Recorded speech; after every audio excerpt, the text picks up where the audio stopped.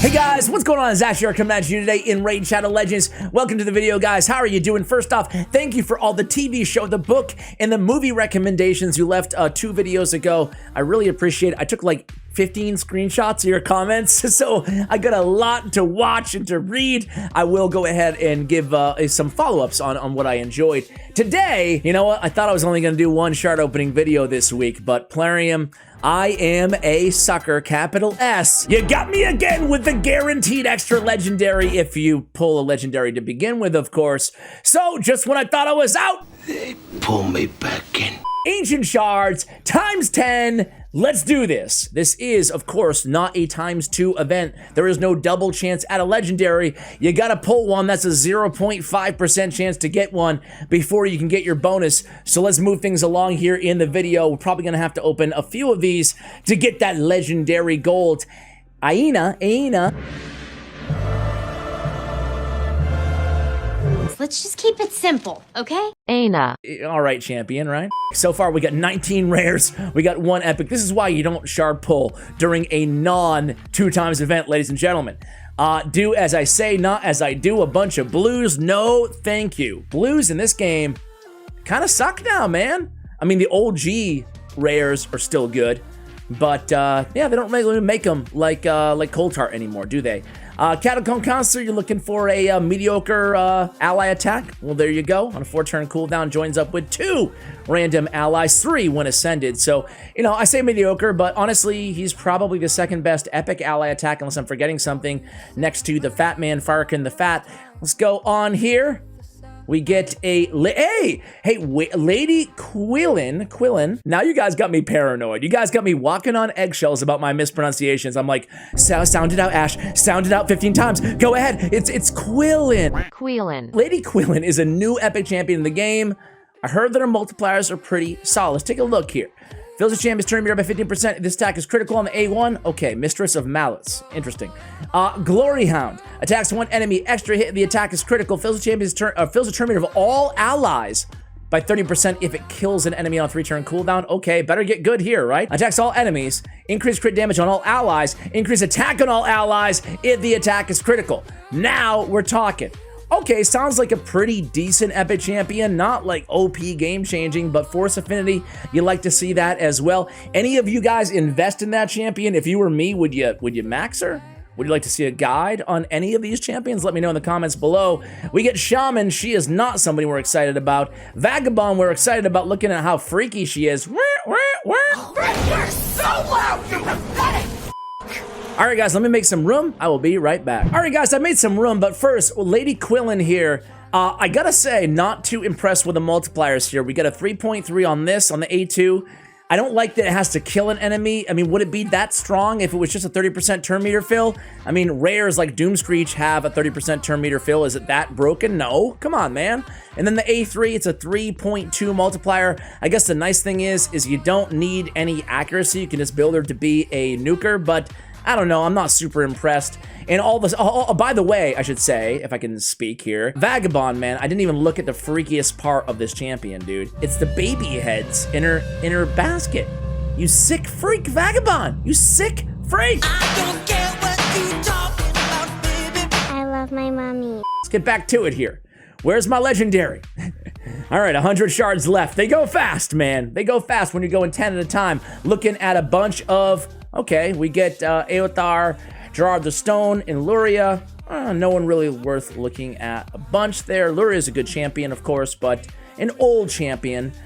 We get Hell Freak. That's Hell Hades champion, the champion that they named after him. The same update that they added Ashwalker. Really cool of them to do that. They didn't do that. I'm making that up. Okay, Umatogi. Yeah, Shaman again. Is this a 10-time Shaman event, or is it the joke on me here? All right, keep it going, keep it going, keep it going. Who we got? Who we got? Did you guys pull? Do you pull during these guaranteed legendary events, guys?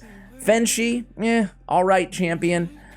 Do you guys pull during these? I would never do it on my free-to-play, and that's kind of my litmus test on is it a good time to pull or not. So I think it's probably not. Sachi, very good champion, AoE on the A1. A lot of damage, a lot of turn meter fill. She's a cool epic champion. A lot of the Shadowkin champions I'm a big fan of, right? They're a little bit outside the box, a little bit unique. Taragi the Frog, Hatatsu, you know, I can go on here. Only 40 left, guys. I'll be right back after I make some room again. All right, guys, here we go. Back at it. 40 left. Extra legendary. Where are you? By the way, we didn't even talk about the charity today. My bad, guys.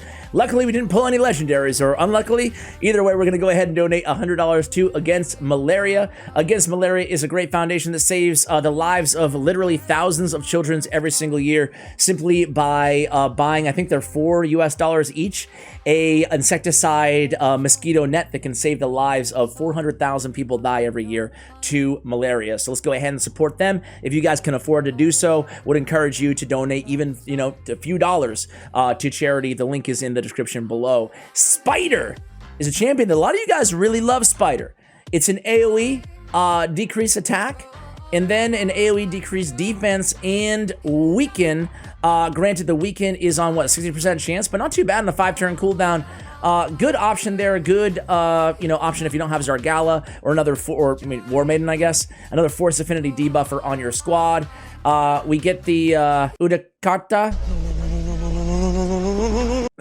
All right, let's move to the next 10 before I mispronounce her name some more. She's one of the new champions that has that Hex synergy. Okay, there we go. There's the double. Never break, always fight. Narma, Mashald. Okay. Narma, Mashald. Feel the pain, live the grind.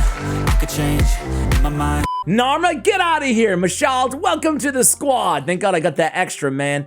Narma, nothing against Narma the Returned. Thank God I pulled some legendaries. I was starting to think this is gonna be a dud of a video, guys. I can't give you 2 shard opening videos in a row that have no legendaries in it. I can't do it, I won't do it. I can't promise you that. So we have the 3 random debuff increased durations on the A1 from Narma. On the A2, decrease attack with a heal. It also goes up for each poison on the target, so great for clan boss. And then we have poison sensitivity and 3 poisons on a 4-turn cooldown on the Toxic Trance A3 ability. She's great for clan boss. The problem is she's not super meta, because right now it's still unkillable or like these really strong ally protect teams right now for clan boss, but you can still get a lot of value out of her, even on one of those teams as a damage dealer. So I'm not trying to, you know, don't hold my reaction against Narma the Returned, right? She's not that bad. What do you guys think of her aesthetically? Sweet dreams are made of these. Not too bad. All right, we have Mashald though. This is where I really put on my disgusting, dirty, pay-to-win whale hat right now. First of all, Tornado, once you see what I'm going to do with Mashald. Tornado is one of the best abilities in the game. Mashald is one of the best champions in the game. Used to be for you OG players. Anybody OG enough to remember when Mashald was the worst legendary, the laughing stock of all legendary champions in this game? Yeah, that's what he was back when I started playing this game. It was like, Mashald, no! The one champion you never wanted to pull. Now, this Tornado, they totally reworked it. It's one of the best abilities in the game. Increased speed, crit damage, also granting an extra turn. His A1 is incredible for Hydra Clan Boss, attacking all enemies under Leech. Did I mention we're placing True Fear and Leech on all enemies for 2 turns there on the A2 as well, and granting an extra turn. I don't even use the A3, it's depending if you can keep him alive, but I don't even use the A3 on Hydra Clan Boss. I just alternate between more hard-hitting A1s on every head in that A2. Mashald is an insanely good champion, and watch what I'm going to do with him right now, guys. I am going to empower Mashald to level 4. This is my 5th copy of Mashald. A bunch of underwhelming rare champions to round off this video. Thank God I didn't buy more shards. I almost did when I re-upped there. Let's go ahead to the Guardian Ring, to the Empowered Champions. He's already +3. Mashald +4. We get plus 30% crit damage, 10% crit rate, plus 10 resist, 10 accuracy, 10% defense, HP, and attack, and plus 5 speed. Let's do it. Boom! You're still here? It's over. Go home. That is a fully maxed Mashald. Pretty cool champion to have fully maxed. Is going to make a big impact on my account overall. I already have Undead Horde, as you guys can see. I've learned my lesson, man. I'm not doing this anymore. I already have Undead Horde fully, maxed out on my faction Guardians, but I'm saying this to mention it to you guys as well. I think you're way better off focusing on Faction Guardians first before you think about empowering a legendary champion that you happen to have dupes on. Even if it's a really good legendary, as I discussed with you guys with Underpriest Brogni and Duchess, who I pulled copies of, and then I used them to empower. Some of you guys in the comments thought it wasn't, the end of the world wasn't a bad move, but I'd rather have an extra copy of a maxed Duchess or a maxed Underpriest Brogni. So I really do think that empowering, even though I'm doing it here, I did it in front of you guys, I just wanted to make sure I also give, you know, that bit of feedback that I wouldn't do it unless I happen to have an Undead Horde and Demon Spawn are the only two factions, maybe Orc too, that I have full, you know, dupes already set up there. So guys, that's gonna do it for the video. That's $200 for Against Malaria. Love supporting that charity, guys. I'll implore you guys to consider again before I let you go to donate to a great cause out there. They're one of the top rated charities when it comes to how much of your donation goes directly to those in need.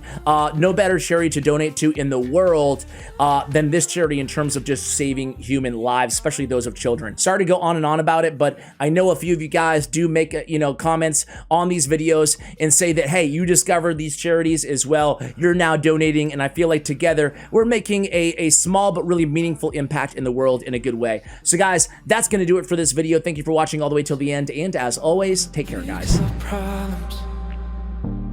long should I be waiting?